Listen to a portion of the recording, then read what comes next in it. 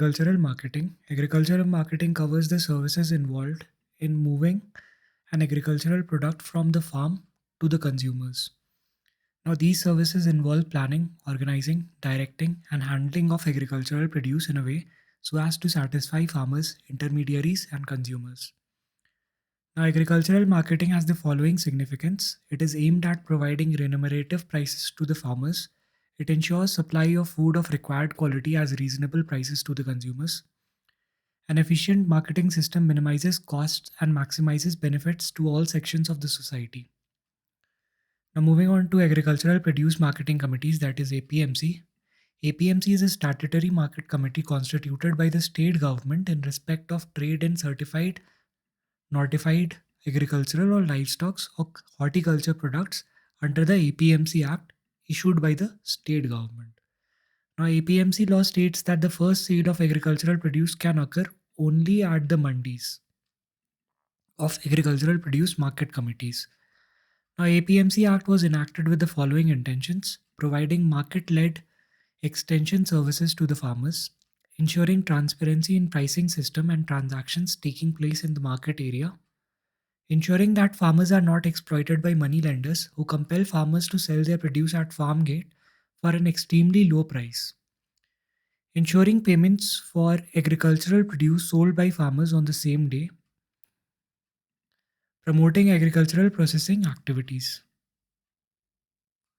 However, there are some major issues with the functioning of APMC. APMC suffers from poor infrastructure like lack of cold storage, transport facilities. As a result, much of the perishable commodities get wasted.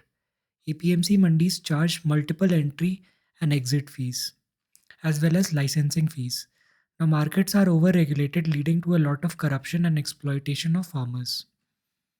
Rise of intermediaries in APMC mandis who often form cartels, manipulate prices, and deprive the farmers of remunerative prices. Hoarding of agricultural produce by APMC middlemen lead to an artificial shortage of food supply in open market, thereby driving up food inflation. Now, under APMC regulations, no exporter or processor can directly buy agricultural produce from the farmers. This discourages processing and agri exports. Since only the state government can set up APMC markets as provided under the legislation, it prevents the private sector from setting up markets and investing in marketing infrastructure. Now, APMC office bearers also lack corporate skills for vertical integration into food processing industries. Now, Model APMC Act of 2003. Some of the salient features of the Model APMC Act of 2003 include facilitating contract farming model, special market for perishable, allowing farmers and private persons to set up their own markets, relaxation of licensing norms, single market fee, APNC revenues to be used for improving market infrastructure. Now, moving on to Model Agricultural Produce and Livestock Marketing, Promotion and Facilitation Act of 2017. Now, major provisions of the Draft Model Act are: it specifies a single license for trading within the state and at national level. Traders will be allowed to sell perishables outside existing mandis. Farmers can directly sell their produce to the bulk buyers. The greatest extent of a market fee is not more than 2% of the sale price for food grains and 1% for fruits and vegetables. Warehouses, private market yards, and cold storage would be permitted to act as regulated markets. All regulatory powers will lie with the Office of the Director of Agricultural Marketing in the state, who will also issue license to traders and new private players. Integrated Scheme for Agricultural Marketing, that is ISAM. The Integrated Scheme for Agricultural Marketing has six sub-schemes, namely Agricultural Marketing Infrastructure, Marketing Research and Information Network, strengthening of AG Mark grading facilities, training, research and consultancy through Chaudhry Charan Singh Institute of Agricultural Marketing, NIAM, agribusiness development through venture capital assistance and project development facility, National Agriculture Market, that is ENAM. Moving on to ENAM, that is Electronic National Agricultural Markets. ENAM is a pan India electronic trading portal which networks the the existing APMC mandis to create a unified national market for agricultural commodities. Small Farmers Agribusiness Consortium is the lead agency for implementing ENAM under the aegis of Ministry of Agriculture and Farmers Welfare, Government of India. Now, the working of ENAM process is as follows: lot generation, whereby at the entry gate where the farmers with his produce enters the APMC mandi. There is a quick assaying and using precision equipment for sampling and assaying. There is bid management and auction using online trading. There is a provision for electronic weighing scales and sale agreement to generate invoices. Now, online payment is done through challan, checks, internet banking or debit card, RTGS, NEFT, or BHIM. Now, post trade goods return and permit are issued at the exit gate module. Now, SFAC is an autonomous society promoted by Ministry of Agriculture, Cooperation and Farmers Welfare, Government of India. It was registered under the Societies Registration Act 21 of 1860 on 18th January 1994. Now, ENAM offers several advantages to various stakeholders. For farmers, they can sell their products without interference of any brokers or middlemen, thereby making competitive returns out of their investment. Traders will be able to do secondary trading from one APMC to another one anywhere in India. Now, local traders can get access to larger national market for secondary trading. Buyers, processors, and exporters, they will be able to source commodities from any mandis in India, thereby reducing their intermediation cost. Their physical presence and dependence on intermediaries will not be needed. For consumers, ENAM will increase the number of traders and the competition among them increases. This translates into stable prices and availability to the consumers. Now, for mandis, there will be a reduction in bookkeeping and reporting system as it will be generated automatically. Monitoring and regulation of traders and commission agents will become easy. Transparency in the process eliminates the scope of manipulation of tendering auctioning process. It will reduce the manpower requirement as tendering and auctioning process is carried out electronically. It eliminates information asymmetry as all the activities of an APMC can be known directly from the website.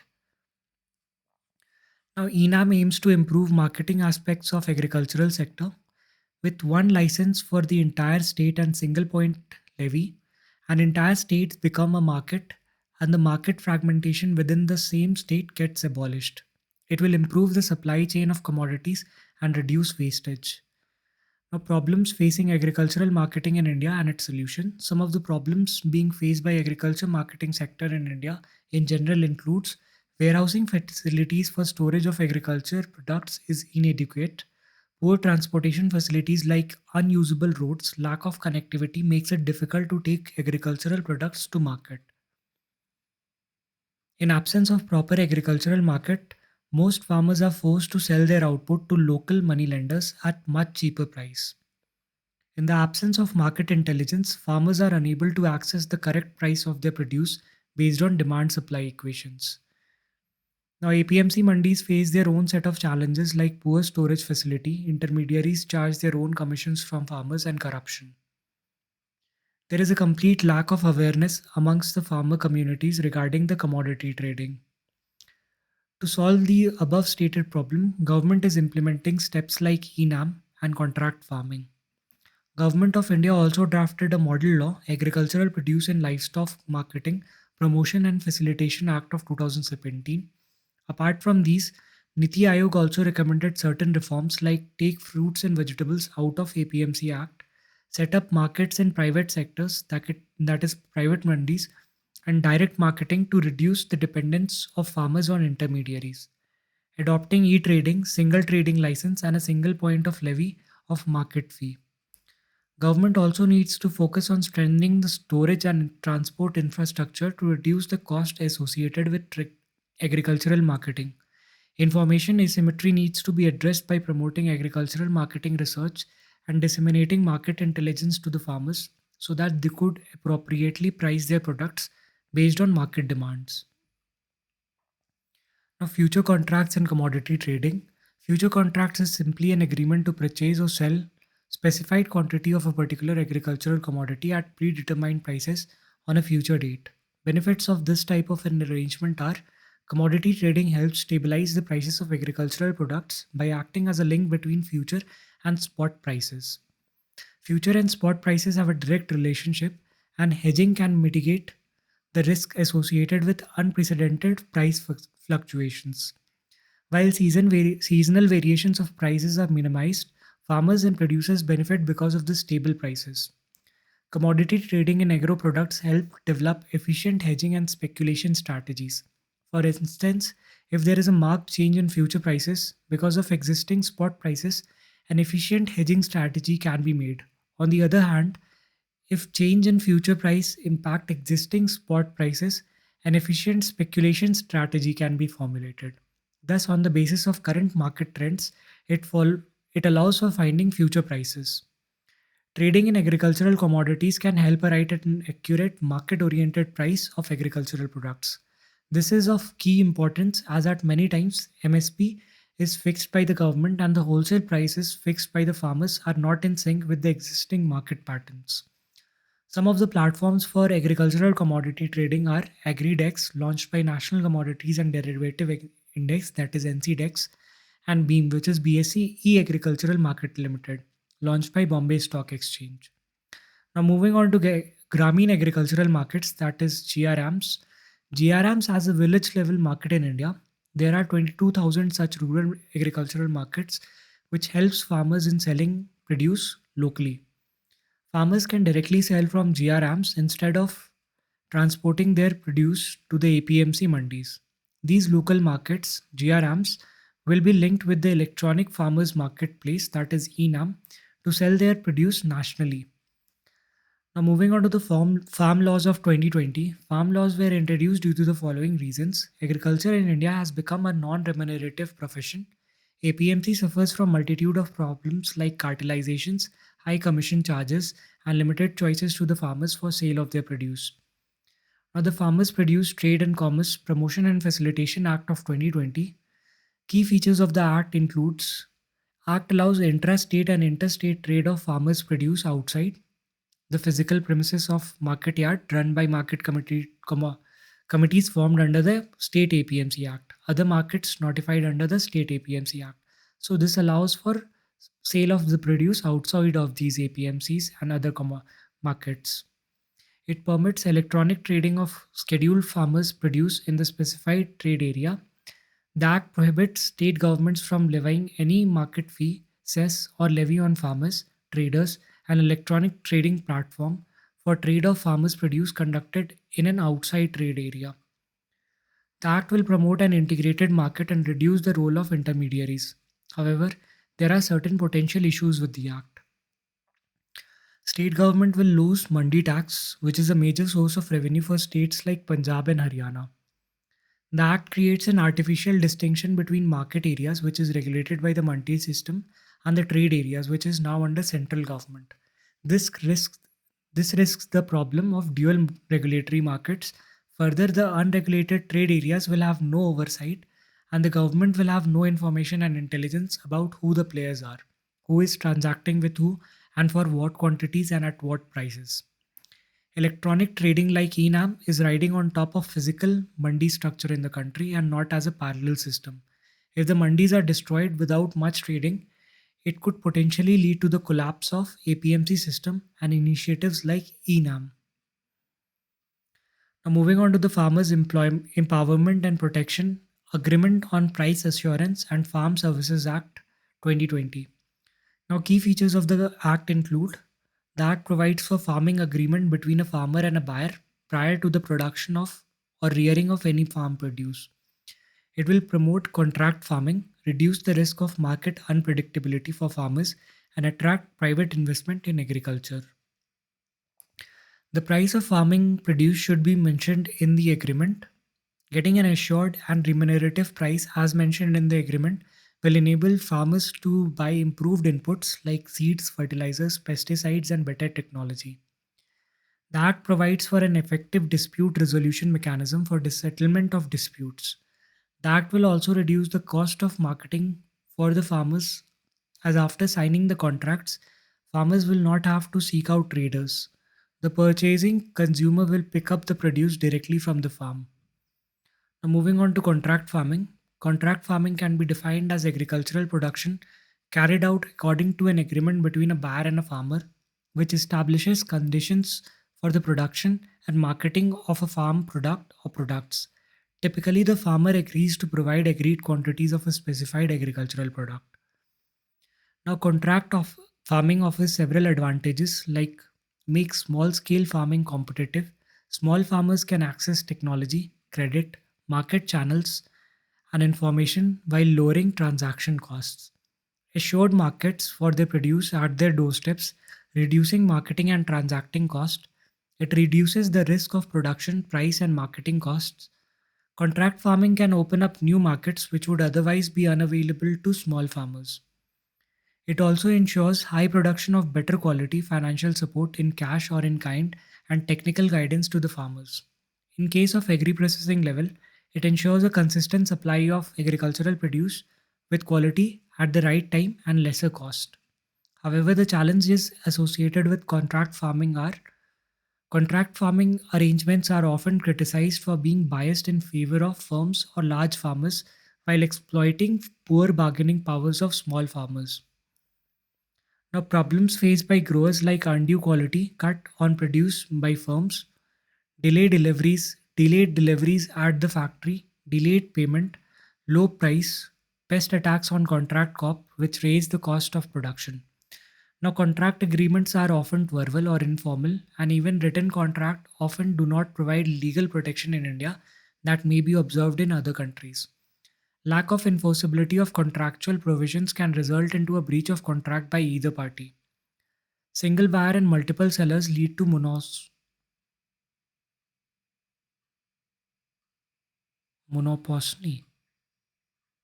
I don't know. Should be monopoly.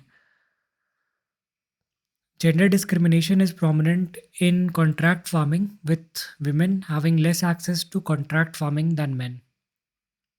However, there are certain potential issues with the act. Farmers fear that this act would pave the way for dismantling the MSP and leave the farming community at the mercy of big corporations. The act does not prescribe mechanism for price fixation or a methodology for regulatory oversight. The act does not require companies to have a written contract with the farmer, making it difficult to prove the terms of the contract. The dispute resolution mechanism has its flaws. In case of disputes, the district administration has been entrusted with the responsibility to resolve the same, but it may not be well equipped or lack the requisite skills to settle disputes. Moving on to the Essential Commodities Amendment Act of 2020, the key features of the Act include the Essential Commodities Act of 1955 empowers the central government to designate certain commodities such as food items, fertilizers, petroleum products as essential commodities. The central government may regulate or prohibit the production, supply, distribution, trade, and commerce of such essential commodities. The Amendment Act provides that the central government may regulate the supply of certain food items, including cereals, pulses, potatoes, onions, edible oilseeds, and oils, only under extraordinary circumstances. These include war, famine, extraordinary price rise, and natural calamity or grave nature. The Act requires that imposition of any stock limit on agricultural produce must be based on price rise. The stock limit must be imposed only if there is a 100% increase in the retail price of horticultural produce and 50% rise increase in the retail prices of non-perishable food items. The increase in price will be calculated over the price prevailing immediately preceding 12 months or the average retail prices of the last 5 years, whichever is lower. The Act has certain intended benefits like earlier, government had the power to impose restrictions on hoarding of food commodities and could seize any excess stock maintained by the traders. This often resulted in harassment of businessmen and traders and rent seeking behavior. Now, with government regulating supply of certain essential commodities only under extraordinary circumstances, there would be no such undue interference. The earlier stock limit condition imposed through the law were hindering investment in agricultural infrastructure. The latest amendment will boost investment in agriculture sector and create more storage capacities to reduce post-harvest losses of crops. Exempting select commodities from Essential Commodities Act will improve the marketability of crop for growers and ensure price stability and raise farm incomes. However, there are certain apprehensions expressed with the act. They are it would effectively legalize hoarding, which in turn could lead to artificial food storage in open market and result in food inflation. Invisibility of stocks through this act is dangerous situation to walk into, which will create serious food supply problems during extraordinary circumstances. The government will not be able to even verify on the stock limits as it will not have any information on who the players are and the level of stocks are not clear. Now, moving on to agri exports. Since 1991 LPG reforms, India has constantly remained as a next net exporter of agricultural product. Rice has the greatest share in our export basket, followed by oil, meals, and sugar, as per 2018-19 data. Now, agricultural exports being crucial for forex earning for India. Also, farmers are able to reap the benefits of higher prices of agricultural products in the international market, thereby raising their farm incomes. Through export of agricultural commodities, Indian farmers get an opportunity to take part in global supply chain. Further, exports also promote value addition to agricultural produce due to large demand of processed food in the international market. Forward and backward linkages are also created in the agricultural sector. To tap the huge international market for our agricultural produce, the Commerce Ministry released the Agri Export Policy of 2018. Some of the targets to be achieved under the policy are as follows: to double the agricultural exports from the present $30 billion to $60 billion by 2022 and reach $100 billion in the next few years. To diversify our export basket by including items like wild herbs, aromatic oils, confectionaries, and processed food, etc. To diversify our export destinations by including more countries in our export list. To boost agricultural value added exports like jams, etc. To focus on branding and marketing of Indian ethnic products in overseas market. Encourage private investment in areas like cold chain storage to help exporters with sanitary and phytosanitary issues so that their products are not banned in countries like USA on the allegations of not meeting their health safety standards. Now, High Level Expert Group Committee, that is HLEH, HLEC, on agricultural exports set up by the 15th Finance Commission recommended creating a state level agri export plans and focusing on value addition in order to enhance exports. Now, FDI policy in agriculture: 100% FDI has been allowed in development and production of seeds and planting materials. In addition, 100% FDI is allowed for floriculture, horticulture, and cultivation of vegetables and mushrooms under controlled conditions. Also, 100% FDI is allowed in animal husbandry, pisciculture, aquaculture, and services related to allied and agro sector. Similarly, 100% FDI is allowed in plantation sectors, namely tea, coffee, rubber, cardamom, palm oil trees, and olive oil trees. Now, if we look at the FDI flows in the agri sector, we see that it is increasing and it was highest in the year 12 2012-13, which was to the tune of 257 million US dollars.